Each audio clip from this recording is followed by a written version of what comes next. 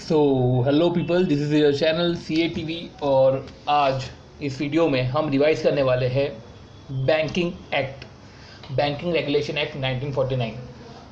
इस वीडियो में जो रिवीजन होगा वो बैंकिंग एक्ट का होगा। और नोट करना है कि जो बैंकिंग एक्ट है ये सिर्फ ओल्ड सिलेबस वालों के लिए ही ये पर्टिकुलर एक्ट एप्लीकेबल है। मीन्स ये अलाइड लॉज में है और इकोनॉमिक लॉज में नहीं है। अब बात आती है कि इसको पढ़ा कैसे जाएगा, तो इसमें ऐसा है कि रिविजनरी नोट्स हैं एंड रिविजनरी नोट्स के साथ क्वेश्चन आंसर्स हैं। ये क्वेश्चन आंसर्स मई 20 तक अपडेटेड है। तो जो भी क्वेश्चंस पूछे हैं अभी तक अराउंड 17 क्वेश्चंस, वो साथ में अराउंड 2-4 पेज के रिविजनरी नोट्स हैं। एंड इसके साथ हमारा जो है बैंकिंग रेगुलेशन एक्ट जो है वो ओवर हो जाएगा। तो बिना कोई देर किए स्टार्ट करते हैं। फर्स्टली एक मिनट, हाँ,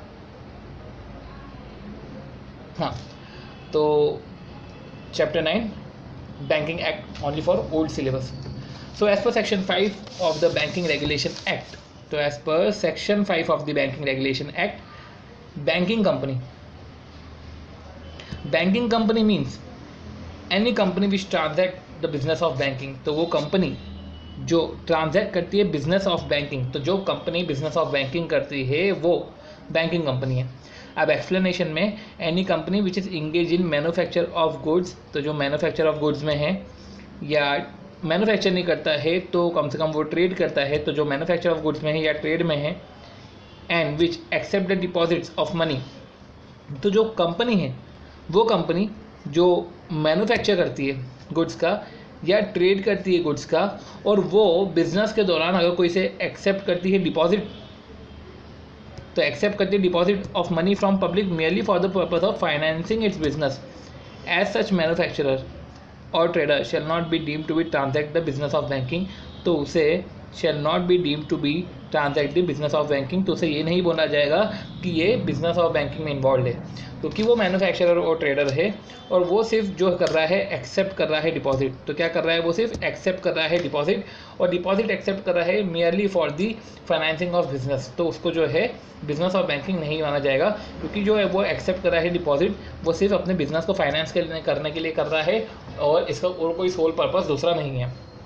तो जो बैंकिंग कंपनी है वो बैंकिंग कंपनी में कुछ जनरल फंक्शंस है और कुछ यूटिलिटी फंक्शंस है, और जिस यूटिलिटी फंक्शंस पे आया था क्वेश्चन। सबसे पहले जनरल फंक्शंस, तो इशूइंग लेटर ऑफ क्रेडिट और गारंटी। तो लेटर ऑफ क्रेडिट इशू करा जाता है, गारंटी इशू करा जाता है, रेमिटेंस ऑफ फंड रेमिट करे जाते हैं, पोर्टफोलियो मैनेजमेंट जो है portfolio management, money exchange business, तो पोर्टफोलियो मैनेज होते हैं, मनी एक्सचेंज बिजनेस होता है, फंड्स रेमिट होते हैं, इशूइंग लेटर ऑफ क्रेडिट जो है वो इशू होते हैं, और अदर सर्विसेज। तो हमने क्या पढ़ा कि जो बैंकिंग कंपनी है वो बैंकिंग कंपनी इंपोर्टर के बिहाफ पे लेटर ऑफ क्रेडिट इशू करती है, फंड्स को रेमिट करती है, मनी एक्सचेंज और पोर्टफोलियो मैनेजमेंट का बिजनेस करती है। Merchant banking company act as an authorise dealer, जो हम अब फेमा में पढ़ेंगे, और कुछ अदर सर्विसेज जो है वो जनरल फंक्शंस में आते हैं, क्योंकि ये जनरल बैंकिंग करती है। अब कुछ यूटिलिटी फंक्शंस है, कुछ यूटिलिटी फंक्शंस मतलब कि ये सन्ड्री जो फंक्शंस है ये भी बैंकिंग करती है, जैसे कि सेफ कस्टडी, कस्टमर के जो पर्टिकुलर वैल्यूएबल्स है उसको सेफ कस्टडी में रखती है। तो हमने क्या पढ़ा, सेफ कस्टडी एक। फिर कुछ जनरल यूटिलिटी सर्विसेज, तो सेफ कस्टडी में ही आ गया लॉकर फैसिलिटी। कुछ जनरल यूटिलिटी सर्विसेज जैसे कि क्रेडिट कार्ड इशू करना, ATM की सर्विसेज देना, जो मतलब कि सन्ड्री है, एंसिलरी है, जो हेल्प करता है सर्विस को बढ़ाने में, और इससे एक रीच बढ़ती है। पेमेंट ऑफ पेंशन पेमेंट होता है, payment of salaries of employees, तो एम्प्लॉयज़ ऑफ स्कूल्स, उसके रिस्पेक्ट में अगर पेमेंट करना है सैलरीज़ का तो वो हो जाता है, और मैनी अदर्स। अब इम्पॉर्टेंट ये है कि इसमें यूटिलिटी फंक्शंस में बहुत ही नॉर्मल फंक्शंस देके रखे हैं, कि जैसे कि सेफ कस्टडी है, जनरल यूटिलिटी सर्विसेज है, फ़ोन बैंकिंग है, और ATM सर्विसेज है, और क्रेडिट कार्ड के ऑपरेशन है, क्रेडिट कार्ड की सर्विसेज है, पेमेंट ऑफ सैलरीज है, पेमेंट ऑफ पेंशन है। कुछ इम्पॉर्टेंट यूटिलिटी फंक्शंस है जिसको हमको नोट डाउन करना चाहिए। सबसे पहला जो है यूटिलिटी फंक्शन वो है अंडरटेकिंग और एग्जीक्यूशन ऑफ ट्रस्ट। तो वो अंडरटेक करती है और एग्जीक्यूट करती है ट्रस्ट को। या तो इसकी जगह मैं बेटर है एक पेज ऐड ऑन करता हूँ और उस पेज में हम बात करते हैं इन सब की। आपको स्किप करना हो, आपको आगे बढ़ाना हो वीडियो तो आगे बढ़ा दीजिएगा, मैं थोड़ा सा इसको प्रॉपरली एग्जीक्यूट कर लेता हूँ। तो ये लाइन है, पेज काउंट में 1 रख देता हूँ, कलर्स का वाइट ही रहने देता हूँ और ओके राइट।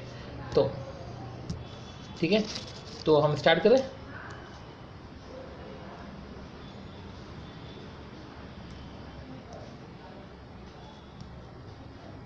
हाँ, सो स्टार्ट करते हैं। सबसे पहले जो फंक्शन है वो है अंडरटेकिंग और एग्जीक्यूटिंग ट्रस्ट। दूसरा फंक्शन आता है transacting every kind of guarantee और इंडेमनिटी बिजनेस। तो transacting every kind of guarantee और इंडेमनिटी बिजनेस। फिर थर्ड आता है एडमिनिस्ट्रेशन ऑफ एस्टेट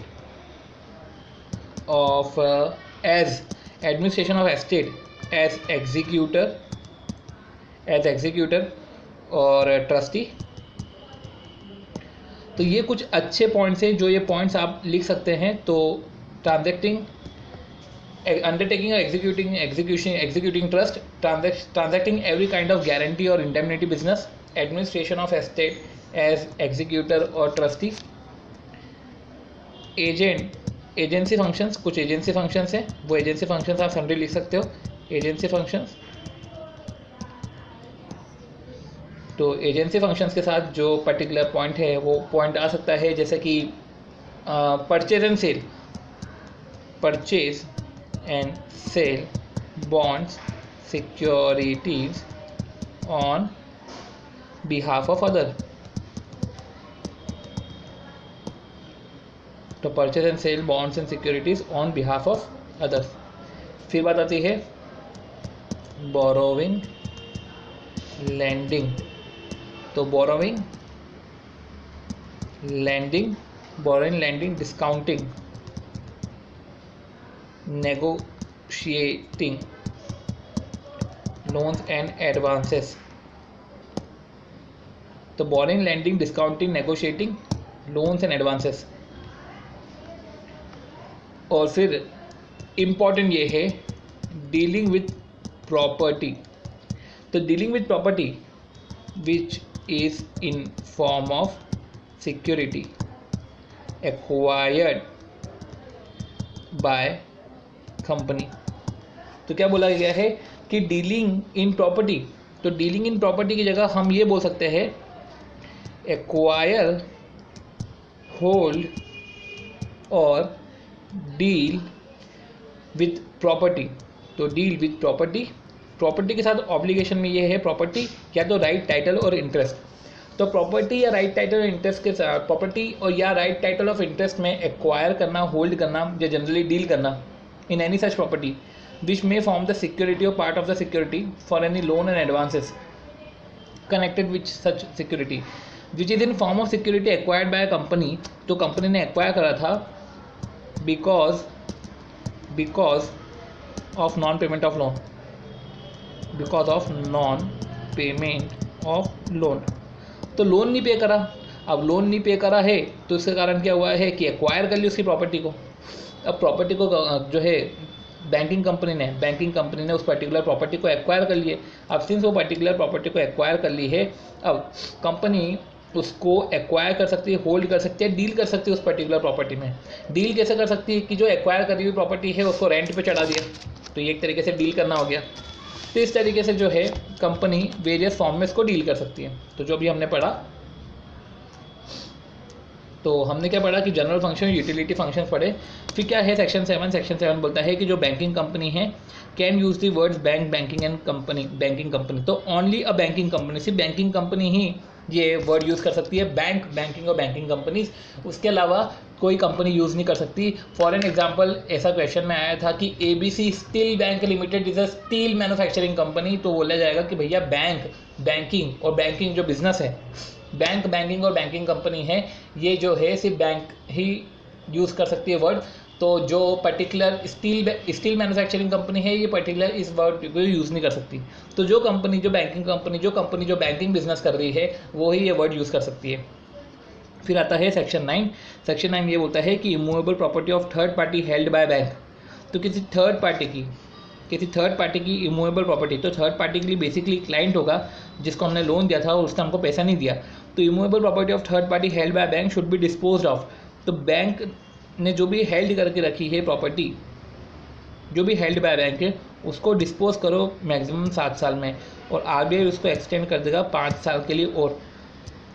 तो जो प्रॉपर्टी है उसको 7 साल में डिस्पोज करो। तो सामने वाले ने लोन को पेमेंट नहीं करा, लोन को पे नहीं करा तो आपने एक्वायर करा। अब आपने एक्वायर करा है तो 7 ईयर्स तक आप अपने साथ रख सकते हो, उसके बाद आपको डिस्पोज करना पड़ेगा। तो मैक्सिमम 7 साल तक अपने पास रख सकते हो। पर उसका एक्सेप्शन ये है कि property held for own use. तो मीन्स बोला गया है property held for own use है, अगर कोई सी प्रॉपर्टी आपने अपने यूज़ के लिए ली गई है तो फिर उसको आप कितने भी साल के लिए रख सकते हो। ये सेक्शन 9 बोलता है। फिर सेक्शन 17 बोलता है रिजर्व फंड के बारे में। सेक्शन 17 ये बोलता है कि every banking company incorporated in India shall create a reserve fund. तो उसको रिजर्व फंड क्रिएट करना पड़ेगा। तो रिजर्व फंड कैसे क्रिएट होगा? बैलेंस ऑफ प्रॉफिट में से जो डिस्क्लोज करा है पीएनएल अकाउंट में, और जो पीएनएल अकाउंट जो प्रिपेयर हुआ है एज पर सेक्शन 29। और ये जो प्रॉफिट है ये before declaration of any dividend होगा। तो उसको आपको उसमें से आपको मतलब कि profit before declaration of dividend जो है उसमें से आपको ट्रांसफ़र करना पड़ेगा रिजर्व में मिनिमम 20%, और शेड्यूल कमर्शियल बैंक हो तो 25% है। अब उसके एक्सेप्शन ये है कि सेंट्रल गवर्नमेंट रिकमेंडेशन में, तो central government on the recommendation of reserve bank after considering the following में एग्जाम्प्ट। तो सेंट्रल गवर्नमेंट इन लोगों को एग्जाम कर सकती है, मतलब ये बोल सकती है कि तुमको 20% डालने की ज़रूरत नहीं है। किन किन लोगों को बोल सकती है कि उनको 20% जो है profit before tax, profit before declaration of dividend डालने की ज़रूरत नहीं है अगर उनका पेड अप कैपिटल और रिजर्व जो है अगर एडिक्वेट है in relation to deposit liability. उनके पास जितनी भी डिपॉजिट लाइबिलिटी है उसके रिस्पेक्ट में अगर उनके पास पेड अप कैपिटल और रिजर्व जो है सफिशिएंट है, प्लस उनका जो रिजर्व फंड है और शेयर प्रीमियम है वो मोर देन इक्वल टू जो है पेड अप कैपिटल है। तो रिजर्व फंड और share premium more than equal to paid up capital है तो उस केस में सेंट्रल गवर्नमेंट एग्जेम्प्ट कर सकती है। तो अब बोला ये गया है कि रिजर्व फंड और शेयर प्रीमियम अकाउंट से जो भी अप्रोप्रिएशन होता है वो आरबीआई को 21 दिन में बताना पड़ता है। फिर आती है power of RBI to control advances by banking companies. ये आता है सेक्शन 21।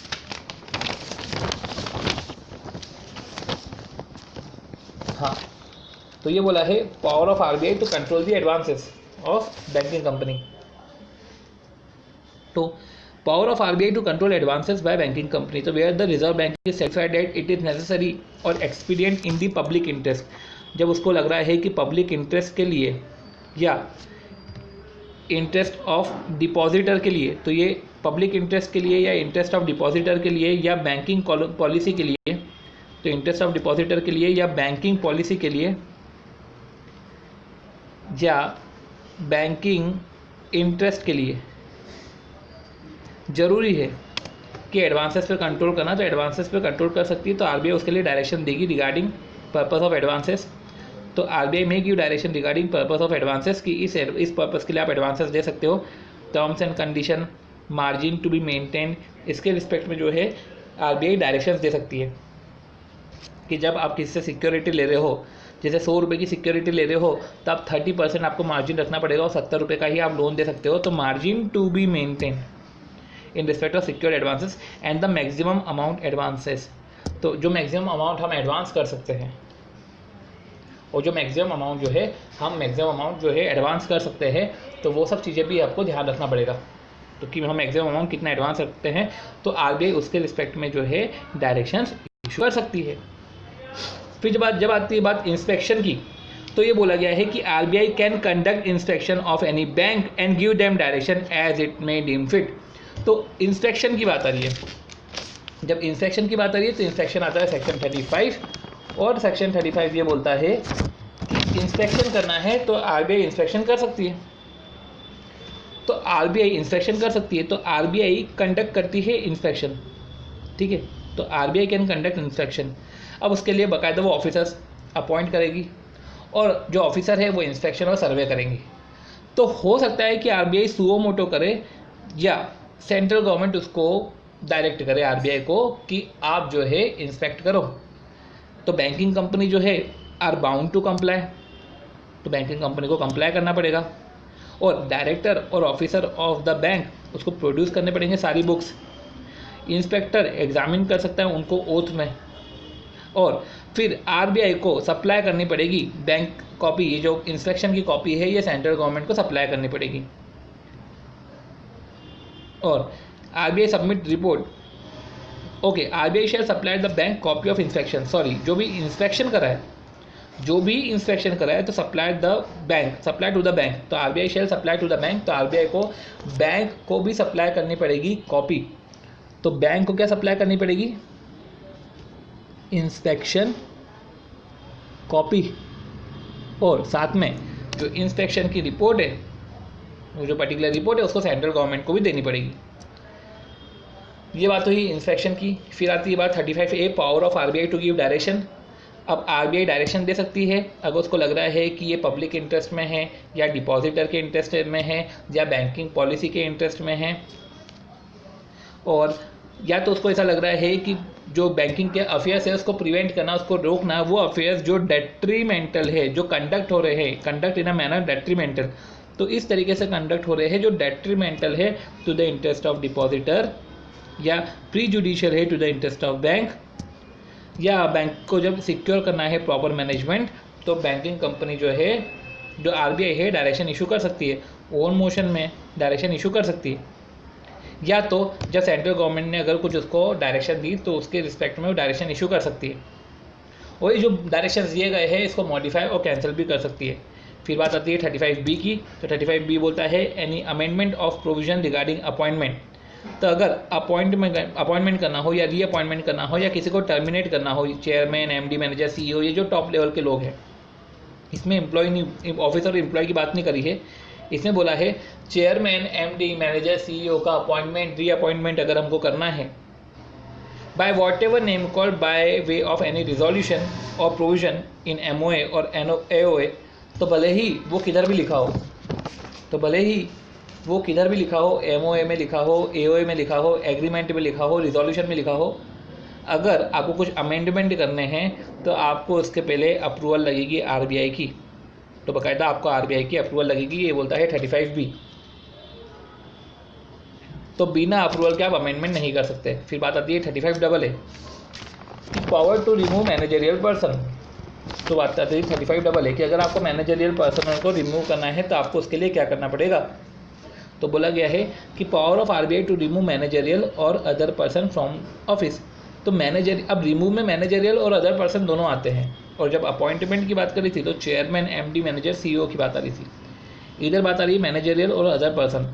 तो आरबीआई को अगर लग रहा है कि पब्लिक इंटरेस्ट में है या डिपॉजिटर के इंटरेस्ट में है, या प्रिवेंट करना है affairs of the banking company जो कंडक्ट हो रहे थे इस मैनर में detrimental to the interest of depositor, और सिक्योरिंग प्रॉपर मैनेजमेंट, अगर बैंकिंग कंपनी को लग रहा है, हाँ, अगर प्रॉपर मैनेजमेंट करना है बैंकिंग कंपनी का, तो रिजर्व बैंक जो है रीज़न सबसे पहले रिकॉर्ड करेगा और फिर रिमूव करेगा फ्रॉम द ऑफिस, तो रिमूव करेगा, ठीक है। और before removal opportunity of being heard देगा, और उस पर अपील कर सकते हैं, अपील कर सकते हैं 30 दिन में सेंट्रल गवर्नमेंट को, और decision of central government can not be call for question. और ये जो डिस्क्वालिफिकेशन होगा 5 साल के लिए। तो ऐसा बोल के रखा है कि पब्लिक इंटरेस्ट या डिपॉजिटर के इंटरेस्ट में, या for better management of banking company, securing proper management, या to prevent affairs of banking company जो कंडक्ट हो रहे थे in a manner detrimental to the interest of public, detrimental to the interest of banking policy, detrimental to the interest of depositor. तो उस case में जो है रीज़न रिकॉर्ड करेगा राइटिंग में और फिर रिमूव कर देगा, अपॉर्चुनिटी ऑफ बीइंग हर्ड देगा, और डिस्क्वालिफिकेशन 5 साल करेगा। आपको अपील करना हो तो 30 दिन में अपील कर दो। अब बोला ये गया है 36AB के बारे में। Power of RBI to appoint additional director, तो जो रिजर्व बैंक है अगर उसको ओपिनियन में लग रहा है बैंकिंग पॉलिसी के इंटरेस्ट में, पब्लिक इंटरेस्ट में, interest of banking company depositor के इंटरेस्ट में लग रहा है, तो एडिशनल डायरेक्टर वो 3 साल के लिए अपॉइंट कर सकता है, जो फर्दर 3 साल के लिए उसको एक्सटेंशन कर सकते हैं। अभी टोटल नंबर ऑफ डायरेक्टर में नहीं आते हैं ये एडिशनल डायरेक्टर। और अब फिर बात आती है कि जब आरबीआई जो है पब्लिक इंटरेस्ट में किसी को रीज़न रिकॉर्ड करके किसी को अगर करती है रिमूव, तो बाकायदा अपॉर्चुनिटी ऑफ बीइंग हर्ड देती है और अपील जो है सेंट्रल गवर्नमेंट को की जाती है। अगर एग्रीव्ड पर्सन है तो एग्रीव्ड पर्सन है वो अपील करता है। अगर अपील सेंट्रल गवर्नमेंट की फेवर में है तो ठीक है, तो जो अगर सेंट्रल गवर्नमेंट की अपील फेवर में आई मतलब कि वो ऑफिसर्स के फेवर में आई तो ठीक है, वो ऑफिसर्स वापस आ जाएंगे। पर अगर अगेंस्ट में आई तो उस केस में वो ऑफिसर्स को वेकेट करना पड़ेगा अपना ऑफिस, क्योंकि वो डिस्क्वालीफाइड है 5 ईयर्स के लिए। अब उस केस में आरबीआई अनदर सूटेबल पर्सन को अपॉइंट करेगा for the period of 3 year which में फर्दर एक्सटेंड टू 3 ईयर, जिसकी कोई ऑब्लिगेशन और लाइबिलिटी नहीं हो उस पर्टिकुलर बैंकिंग कंपनी में। अब अकाउंट्स एंड बैलेंस शीट की बात करें तो बोला गया है कि बैलेंस शीट और पीएनएल जो है, तो ये जो बैलेंस शीट और जो PNL share prepare as on last working day of accounting year. तो अकाउंटिंग ईयर, तो जो पर्टिकुलर अकाउंटिंग ईयर है उस पर्टिकुलर अकाउंटिंग ईयर में लास्ट वर्किंग डे पे बनाना पड़ता है, और उसके जो पर्टिकुलर चीज़ें हैं वो 3rd शेड्यूल में दी गई है। अब बैलेंस शीट और पीएनएल साइन भी होने चाहिए। अब बैंकिंग कंपनी अगर इनकॉर्पोरेट हुई है इंडिया में या बैंकिंग कंपनी इनकॉर्पोरेट हुई है आउटसाइड इंडिया, तो जब इंडिया में इनकॉर्पोरेट हुई है तो बाकायदा manager, principal officer of the company और 3 डायरेक्टर एटलीस्ट उनको साइन करना चाहिए। और अगर आउटसाइड इंडिया है तो मैनेजर, तो फिर कौन साइन करेगा, तो फिर साइन करेंगे मैनेजर। मैनेजर के साथ क्या है, एजेंट ऑफ प्रिंसिपल ऑफिसर, तो मैनेजर या agent of principal officer sign करेंगे। तो agent of principal office of the company in India, तो अगर कंपनी इनकॉर्पोरेटेड आउटसाइड इंडिया है तो मैनेजर या एजेंट ऑफ जो है agent of principal office of company in India, तो जो कंपनी में जो इंडिया में जो प्रिंसिपल ऑफिस है उसका एजेंट या मैनेजर जो है वो साइन करेगा। तो हमने क्या पढ़ा कि अगर इंडिया में इनकॉर्पोरेट हुई है तो मैनेजर, चेयरमैन या प्रिंसिपल ऑफिसर और 3 डायरेक्टर साइन करेंगे, और अगर इनकॉर्पोरेटेड आउटसाइड इंडिया है तो मैनेजर साइन करेगा, प्रिंसिपल ऑफिसर साइन करेगा या एजेंट, इधर प्रिंसिपल ऑफिसर की बात नहीं करिए, तो उस केस में या तो एजेंट जो है वो साइन करेगा। तो उसको लिख लेते हैं। तो इनकॉर्पोरेट इन इंडिया है तो मैनेजर, प्रिंसिपल ऑफिसर जो और में प्लस 3 डायरेक्टर, और बैंकिंग कंपनी एटलीस्ट 3 डायरेक्टर, और इनकॉर्पोरेट आउटसाइड इंडिया है तो अगर आउटसाइड इंडिया है तो उस केस में मैनेजर की बात आ रही है, मैनेजर। अब साथ में प्रिंसिपल ऑफिसर की बात नहीं आ रही, वो बोल रहे हैं कि आपका प्रिंसिपल ऑफिस होगा इंडिया में तो एजेंट ऑफ प्रिंसिपल ऑफिस, ठीक है, इधर डायरेक्टर की बात नहीं करी है। अब रिक्वायरमेंट ऑफ शेड्यूल 6 जो है ये एप्लीकेबल नहीं है। शेड्यूल 6 कंपनी एक्ट 2013 का वो not consistent with this act है, वो इस पर एप्लीकेबल नहीं होगा। बाकायदा जो 3rd शेड्यूल में दे के रखा है उधर banking company banking regulation act में वो अप्लीकेबल होगा। सेक्शन 30 अगर बात करता है ऑडिट की, तो बैलेंस शीट और पीएनएल जो है वो जो प्रिपेयर होते हैं सेक्शन 29 के अकॉर्डिंग वो ऑडिट होते हैं। अगर अपॉइंट, रीअपॉइंट, रिमूव करना है ऑडिटर को तो प्रीवियस अप्रूवल लेना पड़ेगा रिजर्व बैंक का। फिर रिजर्व बैंक को अगर ओपिनियन में लग रहा है कि पब्लिक इंटरेस्ट में है या बैंकिंग पॉलिसी बैंकिंग कंपनी के इंटरेस्ट में है या डिपॉजिटर के इंटरेस्ट में है तो स्पेशल ऑडिट करवा सकती है, तो डायरेक्ट कर सकती है स्पेशल ऑडिट के लिए। अब जो खर्चा है उसका वो जो है वो born by the banking company करेगी। तो auditor shall comply with such direction, और ऑडिटर को डायरेक्शंस कंप्लाई करने पड़ेंगे और रिपोर्ट जो है पर्टिकुलर वो रिजर्व बैंक को देनी पड़ेगी, और एक कॉपी जो है कंपनी को फॉरवर्ड कॉपी जो फॉरवर्ड कंपनी को करनी पड़ेगी। फिर सेक्शन 31-32 क्या बोलता है कि जब ऑडिट होता है तो ऑडिट करने के बाद 3 महीने के अंदर अंदर 3 कॉपी जो है 3 कॉपी ऑफ बैलेंस शीट और auditor report shall be filed with the ROC and RBI. Audit खत्म होने के बाद 3 कॉपी जो है ऑडिट रिपोर्ट की बैलेंस शीट की वो आरओसी को जाती है, उसी टाइम आरबीआई को भी जाती है। फिर आती है बात पावर ऑफ सेंट्रल गवर्नमेंट। अब सेंट्रल गवर्नमेंट की क्या पावर है, तो अब हम बात करते हैं पावर ऑफ सेंट्रल गवर्नमेंट कि अब सेंट्रल गवर्नमेंट की क्या पावर्स है। तो अब सेंट्रल गवर्नमेंट कैन एक्वायर, तो सबसे पहले एक्वायर कर सकती बैंकिंग कंपनी को, तो कंसल्ट करेगी आरबीआई से। तो if the directions of RBI compliance नहीं हो रहे हैं या जो मैनर जिस मैनर में कंडक्ट हो रहा है वो detrimental to the interest of depositor, interest of depositor है, बैंकिंग कंपनी बैंकिंग पॉलिसी है, और या तो ज़बरदस्ती वो प्रोवाइड कर रहे हैं बेटर प्रोविजंस ऑफ क्रेडिट, बस बांट रहे हैं पैसा, बेटर प्रोविजंस ऑफ क्रेडिट दे रहे हैं, तो in the interest of depositor, तो वो जो है detrimental to the interest of depositor है, बैंकिंग कंपनी है, वो बेटर प्रोविजंस ऑफ क्रेडिट दे रहे हैं to particular sections of community, वो पर्टिकुलर सेक्शन ऑफ कम्युनिटी को जो बेटर प्रोविजंस ऑफ क्रेडिट दे रहे हैं, तो उस केस में हमको समझना पड़ेगा कि भैया डिपॉजिटर का पैसा लगा हुआ है और आप बेटर प्रोविजंस ऑफ क्रेडिट दे रहे हो, तो आपको ध्यान रखना पड़ेगा कि डिपॉजिटर्स के पैसे इस केस में आप ऐसा नहीं कर सकते, और अगर उसको लग रहा है कि ये अच्छे से वर्क नहीं कर रही है, detrimental to the interest of depositor है, बैंकिंग कंपनी या बैंकिंग कंपनी की पॉलिसी है, तो उसके अंडरटेकिंग को एक्वायर कर सकते हो, सारी एसेट एंड लायबिलिटी ट्रांसफर हो जाएगी सेंट्रल गवर्नमेंट को नोटिफिकेशन डेट पर, और जो सारे सूट और पेंडिंग प्रोसीडिंग जो सेंट्रल गवर्नमेंट को जो लग रहे थे उस पर गवर्नमेंट बैंकिंग कंपनी पे, वो सब आप सेंट्रल गवर्नमेंट के बिहाफ पे जो है सेंट्रल गवर्नमेंट के अगेंस्ट में वर्क होंगे। तो जो सेक्शन 36 AG है, सेक्शन 36 AG क्या बोलता है, compensation to share holder of acquired bank. अब जब बैंकिंग कंपनी को एक्वायर करा है तो कंपेंसेशन की बात करेंगे, तो कंपेंसेशन को 5th शेड्यूल के अकॉर्डिंग डिटरमाइन करेंगे, बैलेंस शीट को 3rd शेड्यूल के अकॉर्डिंग प्रिपेयर करते हैं, कंपेंसेशन को 5th शेड्यूल के अकॉर्डिंग डिटरमाइन करेंगे, और फर्स्ट इंस्टेंस में तो सेंट्रल गवर्नमेंट आरबीआई से कंसल्ट करके जो है कंपेंसेशन को पर्टिकुलर कंपेंसेशन को डिटरमाइन करेगा शेयर होल्डर के लिए। अब अगर शेयर होल्डर एग्रीव्ड है और at least 1/4 of the number of share holder, तो 1/4 of number of share holder holding at least 1/4 of the paid up capital अगर रिक्वेस्ट करते हैं सेंट्रल गवर्नमेंट को कि भैया आप इसको रिकम्प्यूट करो इस कंपेंसेशन को, तो उस केस में जो है central government share refer the matter, क्योंकि 25% लोगों ने 1/4 of the total number of share holder, तो 1/4 of the number of share holder जो 1/4 of the paid up capital hold करते हैं, तो दोनों कंडीशन जब पूरी होती है तो उस केस में क्या होता है, उस केस में जो है सेंट्रल गवर्नमेंट जो है वो ट्रिब्यूनल को जो है पर्टिकुलर ट्रिब्यूनल को है वो ट्रिब्यूनल को रेफर करेगा केस, और कंपेंसेशन फिर जो ट्रिब्यूनल डिटरमाइन करेगा फाइनल और बाइंडिंग होगा। आरटीपी मई 18 में कुछ क्वेश्चन आया था जो 35AA पे था कि जो सेंट्रल गवर्नमेंट के पास पावर है कि वो रिजर्व बैंक को ऑथराइज कर सकता है कि वो डायरेक्शन इशू करे to banking company for initiate IRP।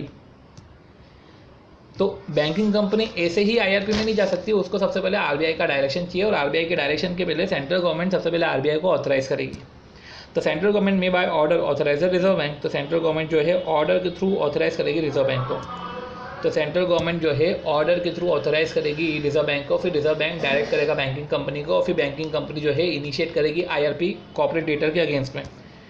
फिर आती है बात 35AB की, तो बोला गया है कि रिजर्व बैंक के पास क्या पावर है, टू इशू डायरेक्शन। तो पावर ऑफ रिजर्व बैंक के पास क्या पावर है, to issue direction in respect of stressed asset.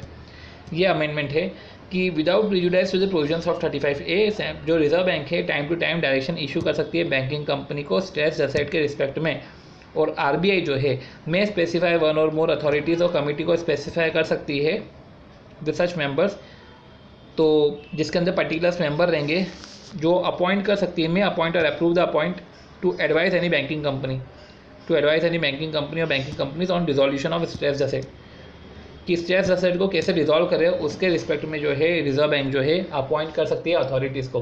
तो रिजर्व बैंक उस केस में क्या कर सकती है, अपॉइंट कर सकती है अथॉरिटीज़ को। तो रिजर्व बैंक उस केस में क्या है, अपॉइंट कर सकती है अथॉरिटीज़ को, जिसके अंदर particular specific number of people रहेंगे, मेंबर्स रहेंगे, जो बैंकिंग कंपनी का एडवाइस करेंगे कि स्ट्रेस्ड असेट के रिस्पेक्ट में आप कैसे रिजोल्यूशन कर सकते हो, कैसे रिजॉल्व कर सकते हो। तो इस तरीके से जो है हमने बैंकिंग कंपनी के सारे प्रोविजंस को हमने करा है रिवाइज। इजी थे, कुछ ज़्यादा हार्ड एंड फास्ट नहीं था, और हमने अराउंड 30 मिनट्स में बैंकिंग रेगुलेशन एक्ट के सारे प्रोविजंस को रिवाइज कर लिया। अब हम जो है पर्टिकुलर अब हम इसके क्वेश्चन समझते हैं कि इसमें क्वेश्चन किस टाइप के आ रहे हैं। सबसे पहला question, referring to the provisions of banking regulation act examine the validity of the following. जो ट्रिनिटी बैंक लिमिटेड है उसने बिल्डिंग एक्वायर करी एबीसी कॉलेज की, क्योंकि एबीसी कॉलेज ने टर्म लोन पे नहीं करा। तो एबीसी कॉलेज ने वो पर्टिकुलर जो है बिल्डिंग को मॉर्गेज करी जाए सिक्योरिटी विद द बैंक। अब कॉलेज तो फेल हो गया टू रिपे द लोन, तो bank propose to retain the building और let out on commercial basis to shops. तो बैंक ने जो, अब इधर क्या लिखा हुआ है कि बैंक ने बिल्डिंग को रिटेन करा है, पर अब ये नहीं बोला है कि रिटेन उसने परमानेंटली करा है कि नहीं करा है। तो question not said that written is permanent or not. तो जब परमानेंट नहीं बोला है तो माना जाएगा कि जो रिटेंशन है वो परमानेंट नहीं करा है। तो उस केस में हमको क्या करना पड़ेगा, हमको ये बोलना पड़ेगा कि क्या सबसे पहले सेंट्रल गवर्नमेंट परमानेंट रिटेन कर सकती है क्या। तो परमानेंट रिटेन तो नहीं कर सकती, क्योंकि वो सिर्फ 7 साल तक ही रिटेन कर सकती है, बीच में फर्दर एक्सटेंड टू 5 ईयर्स अगर आरबीआई बोले तो। और उसके बाद यह आता है कि क्या जो है कंपनी, ये कंपनी जो है बैंकिंग कंपनी, क्या ये लेट आउट कर सकती है प्रॉपर्टी को कमर्शियल बेसिस पे। तो हमने पढ़ा था एक यूटिलिटी फंक्शन में, हमने यूटिलिटी फंक्शन में क्या पढ़ा था, ये जो इम्पोर्टेंट है, हमने ये पढ़ा था कि एक्वायर, होल्ड और डील विद प्रॉपर्टी, कि उस प्रॉपर्टी को एक्वायर कर सकती है, होल्ड कर सकती है या उस प्रॉपर्टी से डील कर सकती है, which is in form of security acquired by company. तो which is in form of security, वो property which is in form of security जो कंपनी ने एक्वायर करी है because non payment of loan. तो एक्वायर, होल्ड और deal की बात कर रहा है, तो एक्वायर, होल्ड और डील की बात करें तो अगर डील के रिस्पेक्ट में देखें तो डील इस तरीके से करा है कि उसने जो है पर्टिकुलर कमर्शियल बेसिस पे रेंट पे चढ़ा दिए, तो ये कर सकता है। तो अगर अब हम इसके आंसर को पढ़े तो जो है लिस्ट ऑफ एक्टिविटीज़ में यूटिलिटी फंक्शंस भी आता है, और यूटिलिटी फंक्शंस में हमने देखा है कि एक्वायर, होल्ड और generally deal with property. Property के साथ आता है राइट, टाइटल और interest in any such property. तो प्रॉपर्टी के साथ डील कर सकती है या राइट, टाइटल और इंटरेस्ट इन सच प्रॉपर्टी के साथ एक्वायर, होल्ड और डील कर सकती है। ठीक है, तो इन द गिवन केस अगर अब हम देखें तो इन द गिवन केस हम देखें तो जो ट्रिनिटी बैंक लिमिटेड है उसने रिटेन करा है कमर्शियल बेसिस पे और लेट आउट कर दिया कमर्शियल बेसिस पे, तो होल्ड कर सकती है और डील भी कर सकती है। तो जिस तरीके से ये डील कर रही है, ये लेट आउट करा है कमर्शियल बेसिस पे, तो ठीक है, कर सकता है, अलाउड है, पर परमानेंट नहीं कर सकते। अब इधर बोल के रखा है कि जनरल यूटिलिटी सर्विस क्या है, तो as per the provisions of banking regulation act in addition list out any 4 general utility service. तो 4 जनरल यूटिलिटी सर्विस में हम क्या क्या पढ़ सकते हैं भैया, हमने बहुत अच्छे अच्छे पॉइंट्स भी पढ़े थे कि एडमिनिस्ट्रेटर या एग्जीक्यूटर ऑफ एस्टेट हमने पढ़ा था, फिर एडमिनिस्ट्रेटर और एग्जीक्यूटर ऑफ एस्टेट पढ़ा था, फिर हमने कुछ नॉर्मल पॉइंट्स पढ़े थे कि सेफ कस्टडी, लॉकर फैसिलिटीज़ जो है ये प्रोवाइड करता है। फिर हमने जो है पर्टिकुलर पढ़ा था कि एजेंसी फंक्शन परफॉर्म कर सकता है, पेंशन पेमेंट कर सकता है, सैलरीज पे कर सकता है एम्प्लॉयज़ को, और फिर कंसल्टेंसी सर्विसेज दे सकता है। और पर्टिकुलर पढ़ा था हमने कि जनरल यूटिलिटी सर्विस या telebanking, phone banking, ATM services, credit card operation की सर्विसेज सब दे सकता है। Safe custody facility, locker facility ये सब देता है। परचेज सेल कर सकता है bonds on behalf of others, agency functions कर सकता है, एडमिनिस्ट्रेटर ऑफ एस्टेट बन सकता है, अंडर राइट कर सकता है ट्रस्ट को और एग्जीक्यूट कर सकता है ट्रस्ट को, ट्रांजैक्ट कर सकता है गारंटी में, गारंटीज और सिक्योरिटी बिजनेस में, इंडेमनिटी बिजनेस में ट्रांजैक्ट कर सकता है, नेगोशिएट कर सकता है लोन्स एंड एडवांसेस। तो इस तरीके से जो है हमने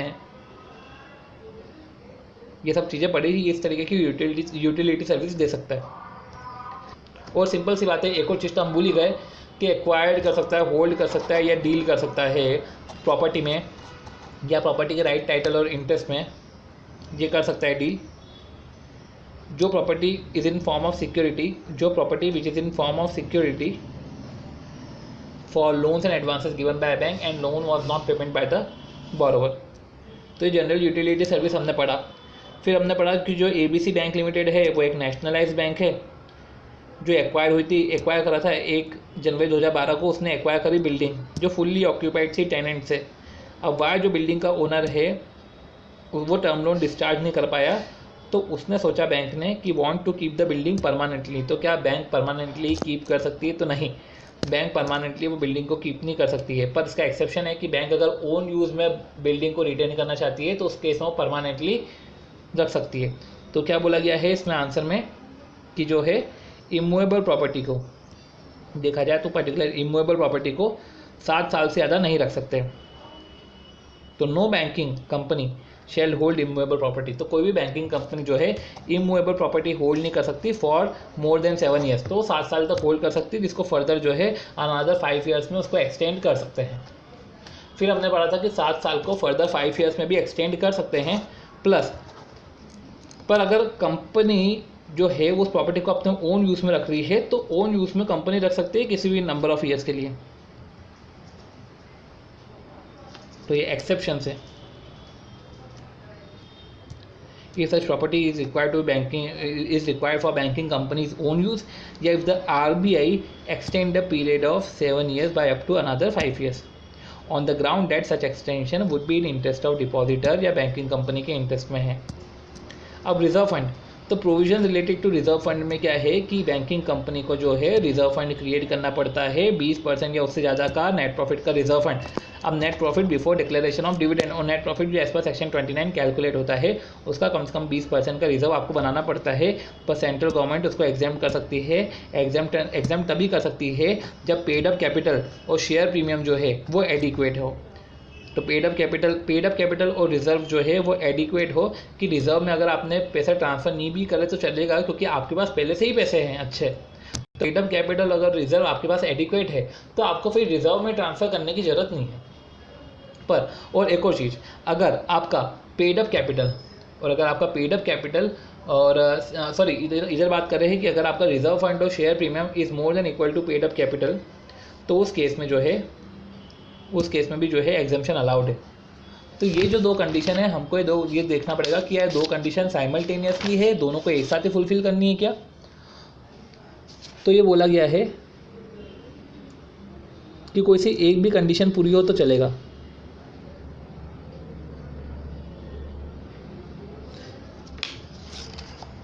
पर एग्जम्पशन ग्रांट करने के पहले रिजर्व बैंक ऑफ इंडिया से परमिशन लेनी पड़ेगी।